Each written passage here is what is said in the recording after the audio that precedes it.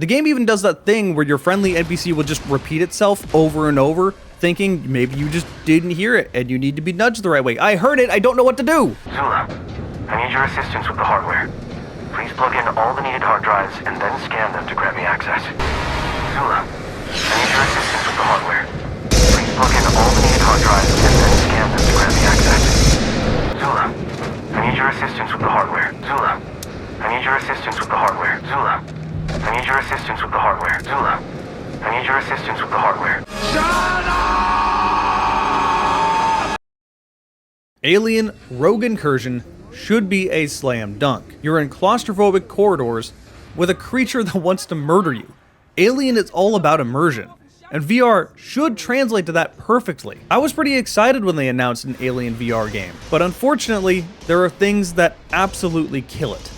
Now, before I get negative, and believe me, I will, let me fully dive into this game, because there is actually positives here. That positive would be, not this pulse rifle. This is irrelevant to what I'm talking about. The positive is that Into the AM has new graphic tees on their website. Yeah, this is a sponsor segment.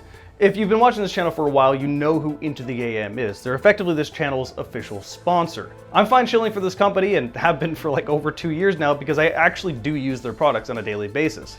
Their clothes are comfortable and look good. I wear them pretty much everywhere, whether it's just out getting food, out mountain biking at my local park, out at a trampoline park, out running a rivals tournament, out at a monster truck show. Hell, I wear these shirts on my secondary Nerf channel, which they don't sponsor. The shirts are just comfortable and I like them that much. Oh, God! I take it back, that looked like it hit hard. Oh, God. Ooh, that's where this came from. Even has a cheesy built-in sound effect speaker that you can spam that makes absolutely no sense. Anyway, yeah, Into the AM just dropped a bunch of new graphic tees on their website. Here's one of them I am wearing that I like a good amount, but they sent me another. Yeah, they're good looking shirts, but their website also has plenty of other stuff. Boxers, pants, coats, hats, whatever you need, it's probably on that website. And if you go to intotheam.com/dragonshirts, you can get 10% off site-wide, and that does stack with any bundle deal or any sale they have. So huge thanks to Into the AM for being a genuine sponsor and talking to me as a person rather than just a corporate reach to try to make as much money as possible. It does feel like they actually like my content, so that's always nice. Anyway, back to Aliens. Now, I played this game on PCVR with a Valve Index, so I can't speak to the Quest and the PSVR 2 experience. As for the Index, this experience went actually pretty fine on the technical side. I launched the game to plenty of options, and they all did what they were supposed to do. There's even dynamic resolution, which if you may need that to help frame rate, it is there. I personally myself turned it off right away and never had an issue. The game also never stuttered, it just kind of worked. There was one option that I found really interesting though. Under the accessibility tab, there's ADS assist. What this does is that if you hold your gun close enough to your face, it kind of snaps you aim down sights. And you can choose whether you want right or left eye. So if you're one of those weirdos that's right-handed but left eye dominant, no problem. Those people do exist. I have a friend that's like that. Lil Fox, your eyes are stupid. Anyway, I find this really interesting because aiming down sights in VR is sometimes unintuitive. The angle of your controllers may not be what you think they are, and not just in a way that's like being uncoordinated, but the natural tilt of where you want to point may be pointed upward and vice versa. So sometimes you try to aim down sights and fiddle around with your controllers trying to find them, because you're not holding one solid thing, you're holding two controllers floating in front of you. With all of this said, I didn't really find it very useful and ultimately turned it off. It was easy enough to just point and shoot, and I really wasn't having those issues in this game. One issue I was having was with the Valve Index controller. You see, every other VR controller just has a button on the back. This is a grab button, so you can pick stuff up with it. The Valve Index Knuckle controller just has a sensor on the back. This is supposed to be for individual finger control. This is really cool in a game like VR Chat, but when a game doesn't fully utilize it, they just use the sensor as another grab button. Typically, this means the Index controller is a little too sensitive, and you may brush your controller against your leg and it grabs something out of your holster that you didn't want it to grab. This game overcompensated that, and you have to hold things way too tight. Half the time you would let go unintentionally because of that. So same result. This was a minor hindrance, but it was definitely there. Other than that, surprisingly, I don't have any technical problems. On the PCVR side with an index, the game ran fine. The graphics themselves are above average, but we're still not looking at Half-Life Alyx here, which is also fair. Half-Life Alyx is by far the best looking VR game, and they worked magic to get that game running as well as it does while it looks as good as it does. I don't know how Valve does whatever they do. I guess what I'm saying is these devs aren't Valve, and that's totally fine. They were working with what they had though. The lighting in this is actually really good, and the assets they've created is very clearly Aliens. If you've seen an Aliens movie before, then you recognize this. With that said, I usually have this bit of awe of being in a world in VR, because VR is a totally different experience. If you've never played VR before, this does not go through at a flat screen monitor. That is the hardest part about selling VR, is that people need to experience it to really understand what it is.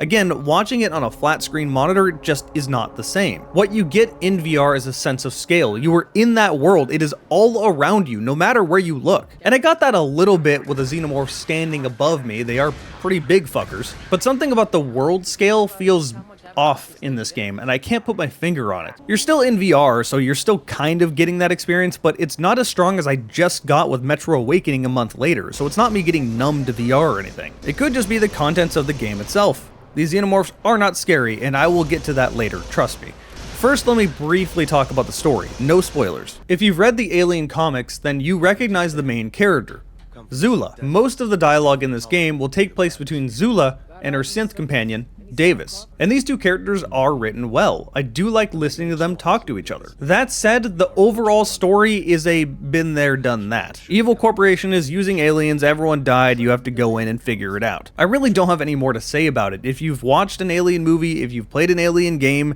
you've seen this story. It's not new. I found that the interesting characters could not carry it. And now we get to the gameplay. This is by far my biggest complaint, because it's so close to being extremely good, but instead it was just very tedious and annoying. So for starters, atmosphere, it got that down. As I said, you are in an alien world. This is an alien world in VR. If that's what you're wanting to play, you will at least enjoy that aspect of the game. It is inherently very cool to physically pull out the motion tracker and have to look at it while carrying a pulse rifle in your other hand. But all of that tension very quickly goes away when you realize the aliens are incredibly stupid, because your experience is going to be one of two things. Either a scripted event, which is actually pretty nice, and enemies that won't stop spawning that are very obnoxious. If you haven't figured it out, this game goes for the aliens approach and not the alien approach. That is to say, there is not one scary alien trying to kill you like in Alien Isolation. There is many you are gunning down. If you do this right, that's totally fine. I much prefer Aliens myself. I know that's here or there, it depends on who you are, but you can keep that atmosphere while still being able to kill the aliens. They just need to be a threat. Alien vs Predator is a great example, but this game just doesn't do that. The best comparison I have to this game's layout is actually BioShock. You will be thrown into an area and you have full ability to explore that sort of hub, but there will always be a roadblock that you need to clear. And then once it's cleared, you can go to the next area. The thing is, while this is going on, aliens always respawn. At first I thought this was going to be a great idea. This in theory should mean that aliens can come from anywhere at any given moment and make the game a little less predictable. Instead, the end result ended up being walk into an area, figure out that I have to do something, get lost wandering around for the next 30 minutes, and have aliens constantly respawning every 30 seconds, every minute, just to have them run straight at you, not even from a random area, just you know they're coming out of that vent, oh no, they're running at you, kill them, and do it over and over again. All the time you're wasting your resources because you don't know where the fuck you need to go. This is another Phantom Fury situation. The game has horrible signposting. It is so hard to figure out where you need to go. And usually it's just some hidden vent in the corner because there wasn't a light over there. It was dark, so you didn't see it. So you went down to the floor below. You look at the map and it should be right there, but nope, you look at a walkthrough and you have to go back up the elevator. It was just that vent you didn't see. This happens way too often. If it was once or twice, that's totally fine. But your experience is getting lost more than anything else.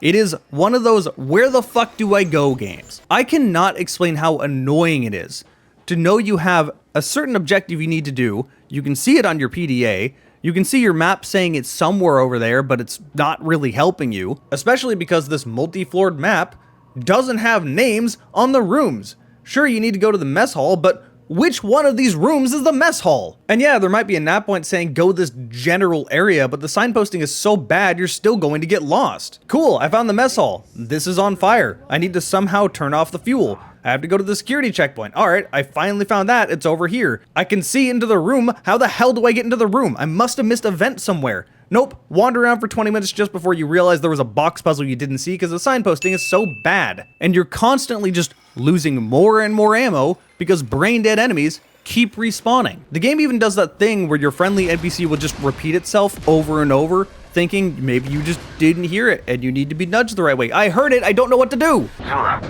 I need your assistance with the hardware. Please plug in all the needed hard drives and then scan them to grant me access. Zula, I need your assistance with the hardware. Please plug in all the needed hard drives and then scan them to grant me access. Zula, I need your assistance with the hardware. Zula, I need your assistance with the hardware. Zula, I need your assistance with the hardware. Zula, I need your assistance with the hardware. Shut up! Alien Rogue Incursion is a situation where it has the right setup, but a really bad execution.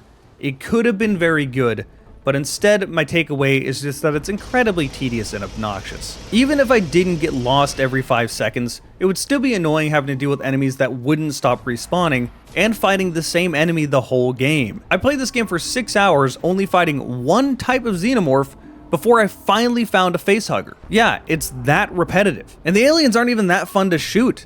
It should be awesome to be firing a pulse rifle in VR, but it just seems to have any sort of lack of punch. It also doesn't have the underslung grenade launcher. That's lame. The only positive thing I can say about it is that the reloading sound effect is pretty satisfying.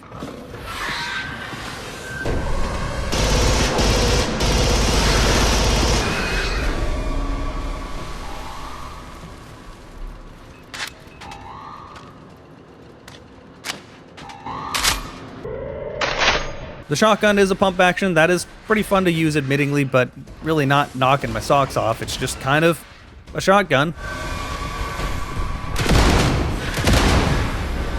And the revolver feels fairly weak for being a revolver. It takes 3 shots to kill an alien, 4 if you don't get a headshot.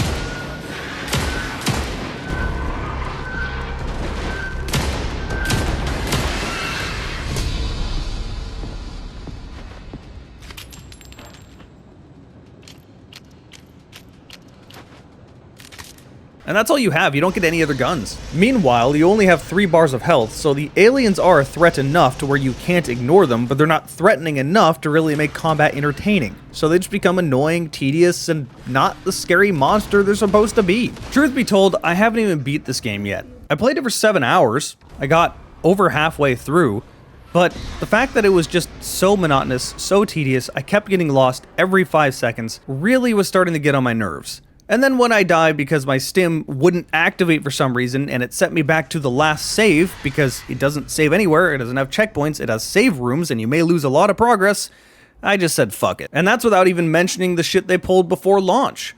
Just a week or so before launch, they announced this was only part 1. So $40 for part 1. It's not even done. And I don't mean it's not done in an early access way, I mean it's part 1 and you're gonna have to buy part 2. This was never indicated at all while they were marketing this game. At first I thought the mixed reviews were entirely because of that, and a lot of the mixed reviews definitely are, but way more of them are just about how annoying the game can be, and how not fun it can be. It's close to being good. Again, I don't want to dump all over this game, but my main takeaway is just that the game is not fun. All of the promise in the world doesn't mean anything if the game isn't fun. But at least there's still some good news. And that good news is that you can get 10% off if you go to intotheam.com/dragonshirts. Huge thanks to Into the Am for sponsoring this video. It's the only positive about it. This game has left me rather disappointed. I'm happier about buying this than I am about buying that game. They didn't send me a review copy. This is me just kind of railing the game because I didn't have fun with it.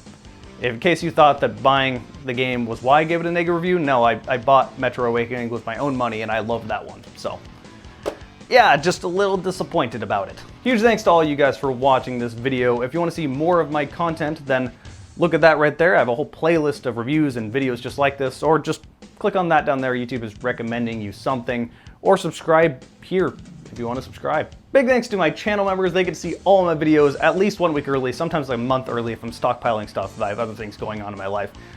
Genuinely huge thank you. It means a lot that people want to support me enough to just chuck me even a small amount of money. I keep memberships pretty cheap. But even if you don't do any of that, thank you guys for watching till the end.